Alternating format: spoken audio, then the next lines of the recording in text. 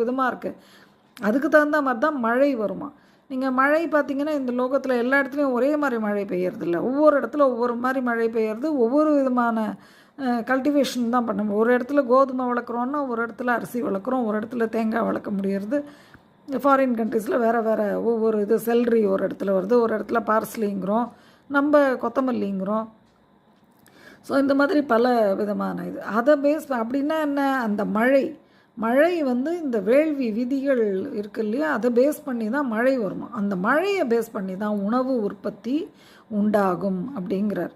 அந்த மழையை பேஸ் பண்ணி தான் ஃபுட் ப்ரொடக்ஷன் இருக்கும். அன்னம், நம்ம சாப்பிட்ற அன்னம் வந்து அது அந்த உணவுனுடைய உற்பத்தி வந்து மழையை பேஸ் பண்ணியிருக்கோம். அப்போ இதை பேஸ் பண்ணி தான் திருப்பியும் உயிரினங்கள் உருவாகிறது, உயிரினங்கள் வளர்றது, உயிரினங்கள் வாழறது, உயிரினங்கள் மடியறது இது எல்லாமே. ஏன்னா கடைசியில் நம்மளால் சாப்பிட முடியாமல்